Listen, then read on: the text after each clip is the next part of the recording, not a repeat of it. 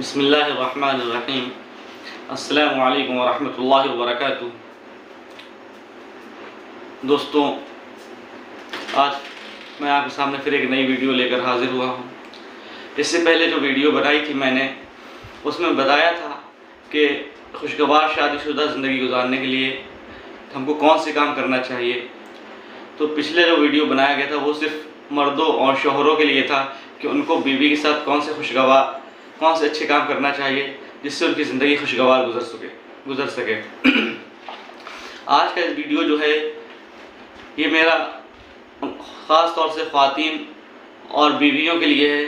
कि उनको कौन से ऐसे काम हैं, कौन से ऐसे उसूल हैं कि जिन पर अमल करके वो अपनी शादीशुदा ज़िंदगी को खुशहाल बना सकती हैं। तो अगर ख़वातीन और शादीशुदा औरतें इन उसूल पर अमल कर लेंगी तो इंशाअल्लाह उनका घर जन्नत बन जाएगा और उनकी शादीशुदा ज़िंदगी खुशगवार माहौल में गुजरेगी। आइए देखते हैं वो कौन कौन से उसूल हैं जिन पर उनको अमल करना है। खुशगवार शादीशुदा ज़िंदगी के लिए जो सबसे पहला उसूल है वो ये कि औरत को चाहिए कि जब मर्द घर में दाखिल हो, चाहे वो दोपहर के खाने के लिए आए या शाम को दुकान बंद करके आए या वो ऑफिस से लौटे या जो जॉब से लौटे, तो कहीं से भी वो किसी काम से लौट रहा हो तो औरत को चाहिए उसका जो है मुस्कुरा कर इस्तकबाल करे। क्योंकि आदमी जो है काम की थकन से, धूप से और मेहनत करके जब लौटता है और जब बीवी उसका मुस्कुरा कर इस्तकबाल करती है तो आदमी की सारी थकन दूर हो जाती है। और जब बीवी उसका अच्छी तरीके से इस्तकबाल करती है और खुशगवार उसकी खैर खबर लेती है और उसको पानी पेश करती है और खाना जब पेश करती है तो आदमी, आप ये हकीकत मान के चलिए कि उस वक्त आदमी को आपका बहुत ज़्यादा प्यार आता है और आदमी जो अपनी सारी थकन भूल जाता है। तो इससे क्या है, शादीशुदा ज़िंदगी में बहुत खुशगवार असर पड़ता है, बहुत अच्छा असर पड़ता है।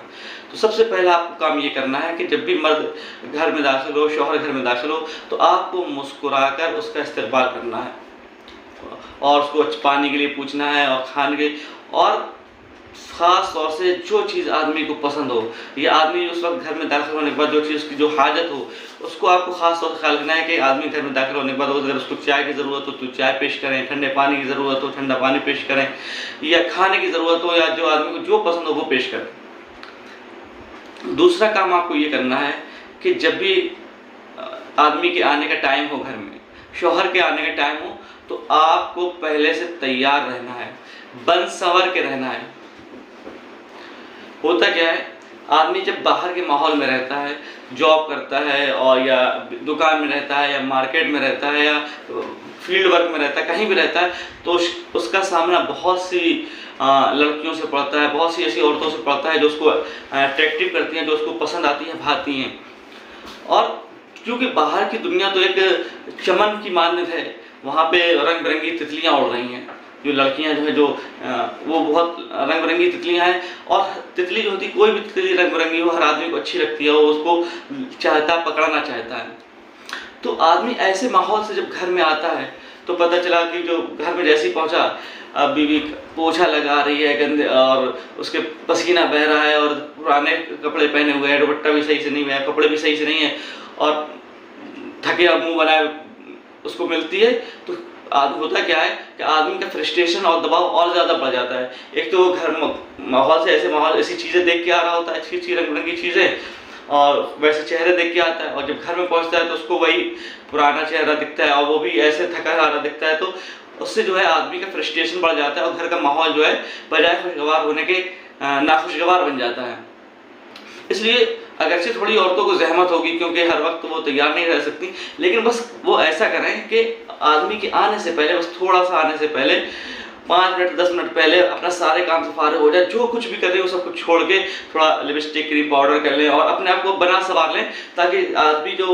जब आदमी की नज़र पड़े अपनी बीवी पर तो आदमी को खुशी पहुँचे। क्योंकि शादी का सबसे बड़ा मकसद यही है कि आदमी जो है गुनाहों से बच जाए। अब गुनाहों से आदमी कैसे बच सकेगा? जब वो आदमी बाहर की चीज़ें देखता है तो वो खुशगवार मालूम होती है, लेकिन जब वो घर में पहुंचता है अपनी बीवी को देखता है तो वो पता चला ऐसी बनी सब्जी नहीं है और ऐसी फटे सटे मतलब पुराने कपड़ों में और थकी थकाई और ऐसी पसीने में शराबों और काम की हालत में मिलती है, तो बजाय इसके कि आदमी उसका और अपसेट हो जाता है, फ्रस्ट्रेट हो जाता है। तो औरतों की ये जिम्मेदारी बनती है। बल्कि आप ये समझ लीजिए कि कहीं ऐसा तो नहीं कि आदमी के बाहर ताका झांकी में, बाहर की बदनजरी में हम कहीं उसके जिम्मेदार तो नहीं बन रहे हैं। तो हमको हर वक्त तैयार रहना, बन सबर करना है जब आदमी के आने के टाइम। तीसरा काम औरत को ये करना है कि जब आदमी मर्द घर में दाखिल हो तो औरत कोई भी काम कर रही हो, अगर वो मोबाइल में बात कर रही है, अपने घर वालों से बात कर रही है, रिश्तेदारों से बात कर रही है, किसी से भी कोई बात कर रही हो, तो उसको चाहिए कि वो फ़ौरन मोबाइल रख दे, या किसी भी काम में बिजी हो, पोछा लगा रही हो, झाड़ू पोछा बर्तन कर रही हो, सफाई कर रही हो, फ़ौरन सारे काम छोड़ के अपने शौहर का इस्तेमाल करे और उसको फ़ौरन पानी पेश करे, खाना पेश करे, और जो उसकी ज़रूरत, बल्कि अपनी पूरी तवज्जो जो है उसके आदमी की तरफ शौहर को दे। तो उससे क्या होगा, शौहर को बहुत ज़्यादा प्यार आएगा और उससे शादीशुदा ज़िंदगी में एक अच्छा असर पड़ेगा। एक काम औरत को ये करना है कि औरत को चाहिए कि अगर आदमी को ये पसंद नहीं है कि औरत उसकी इजाज़त के बगैर कहीं जाए, तो औरत को चाहिए, बीवी को चाहिए कि वो अपने मर्द, अपने खाविंद, अपने शौहर की इजाज़त के बगैर कहीं भी बाहर ना जाए, अगर आदमी को पसंद नहीं। हाँ, अगर आदमी ने इजाज़त दे रखी है या आदमी का मिजाज मालूम है, शौहर का मिजाज मालूम है कि वो कुछ नहीं कहता है, तो आप पड़ोस में भी जा सकती हैं, रिश्तेदारों से भी मिलने जा सकती हैं, क्योंकि आपको मालूम है कि आदमी ने इजाज़त दे रखी है। लेकिन अगर आपको मालूम है कि आदमी नाराज़ होता है, शौहर नाराज़ होता है मेरे जाने से, तो आपके लिए जायज़ नहीं है कि आप शौहर की इजाज़त के बगैर कहीं जाएँ। इसी तरीके से अगर शौहर को ये बात नापसंद है कि आप अपने किसी कज़न से या अपने किसी रिश्तेदार से फ़ोन पे बात करें, या कोई वो आपके घर में आए, तो आपके लिए ये जायज़ नहीं है कि आप उस कज़न को, उस रिश्तेदार को अपने घर में बुलाएं या उससे फ़ोन पर बात करें। इससे क्या होता है कि अगर आप शौहर को कोई चीज़ नापसंद है, तो इसका मतलब वो इस चीज़ को पसंद नहीं करता है। अगर उसके मना करने के बाद भी आप अगर उससे बात करती हैं, या वो कोई रिश्तेदार, आपका कोई कज़न जो है वो आपका घर पे आता है, आप उससे बात करती हैं और शौहर को ये बात वो देख लेता है, तो उससे क्या होगा, उसके दिमाग में शक का कीड़ा पैदा होगा और बदगुमानी पैदा होगी, और फिर रिश्ते में दरार पड़ेगी और शादी खुशगवार ये ज़िंदगी का जो माहौल है ये ख़त्म हो जाएगा, और शादीशुदा ज़िंदगी में जो है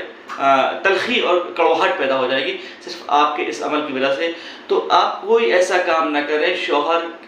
जो शौहर की मर्ज़ी के ख़िलाफ़ हो, क्योंकि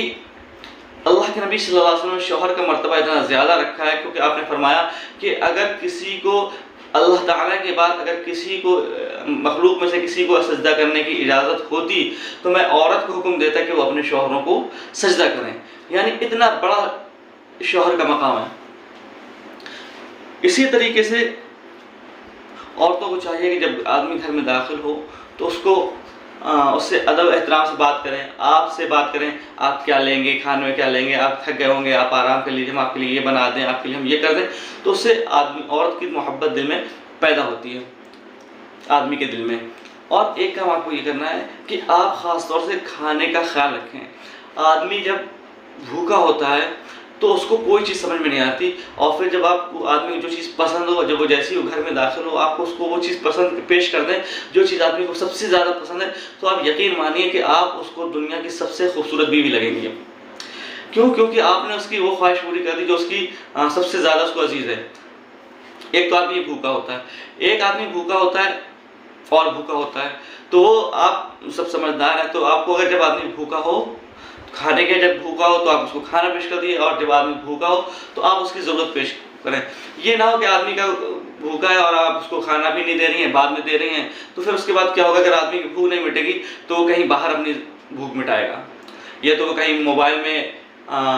अपनी आंखें ठंडी कर रहा होगा, या बाहर ताका झाकी करेगा, या कहीं दोस्तों यारों के साथ, या कहीं क्लब में जाकर वो अपने आप को जज्बात को तस्कीन देगा, अपने दिल को ठंडक पहुंचाएगा। तो ये आपकी जिम्मेदारी बनती है कि आप ऐसा कोई कदम ना उठाएं जिससे शौहर जो है बाहर का रास्ता देखे।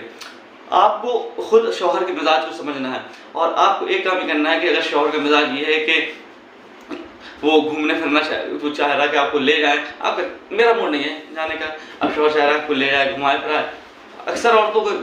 अगर आपका मिजाज, आपको अपने शौहर के मिजाज को भी समझना है कि उस शौहर का मिजाज क्या है। पता चला वो कभी घूमने के मूड में, या कहीं ले जाने के मूड में, या कुछ खाने के मूड में, आप उसने शौहर ने ये कहा कि आज आप ये बना लो, ये बना लो, अरे अभी तो बनाया था, चलो सब कुछ। फिर पूछती भी है, फिर वो काम ऐसा करती हैं जो शौहर को पसंद नहीं होता। तो इन सब तमाम चीज़ों का अगर आप ख्याल रखेंगी तो इंशाअल्लाह और इन बातों पर अमल करेंगी तो इंशाअल्लाह आपकी शादीशुदा ज़िंदगी बहुत ही खुशगवार गुजरेगी।